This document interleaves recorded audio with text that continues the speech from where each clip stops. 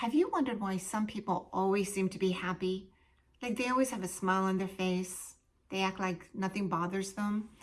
And if you're like me, you've wondered, are they faking it?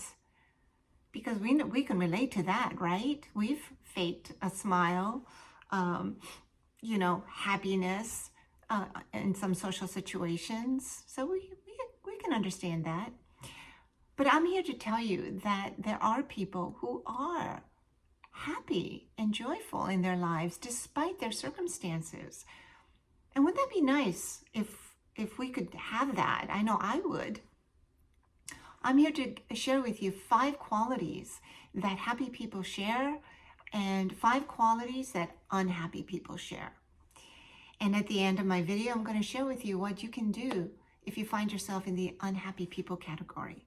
So let's dive right in and start with the 5 qualities that unhappy people share. Number 1, they generally feel that they have no control over their lives. They often feel they're stuck. And when we feel stuck, what do? We settle, right?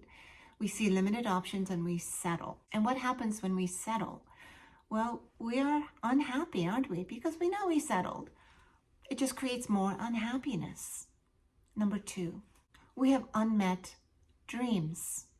We've let go of the dreams we've had when we were younger, which leads to number 3, which is we live without hope. We have lost hope in many areas of our lives.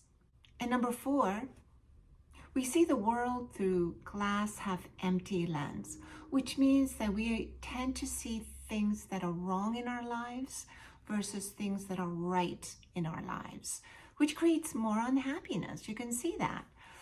And then 5, we don't invest in ourselves, which makes sense, right? Because if we have lost hope, we don't pursue our goals and dreams, and we see the world in a negative light.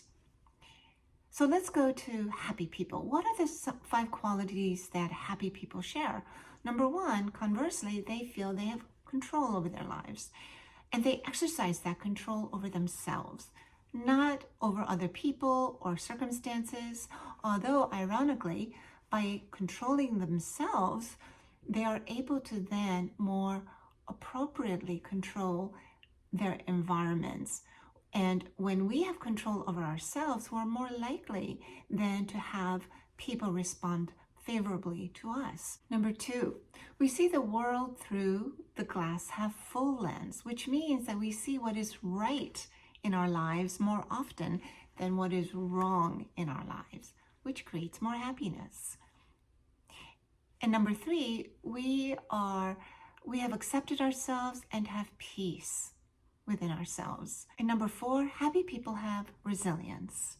They invest in themselves, and when things don't go their way, they are able to be fluid and find solutions. When they find that they have trust issues, they'll work through that by going to see a therapist or a counselor or a coach. And number 5, they live with hope and they pursue their goals and dreams. So where did you fall? Did you find yourself in the unhappy bucket category? Do you want to change that? Because you can. It is simple but a hard process, just like anything that's worth pursuing. But it starts with focusing on our hopes, our desires, our dreams. Now, that may take time because you might not even realize what they are, but I encourage you. You, at one point, did have dreams, and don't judge it. Just try to go back to your earliest times when you did have dreams and goals before they were squashed, and let it just flourish. Don't judge it. And then ask yourself, what keeps me from pursuing these things? Have I lost hope in a better future?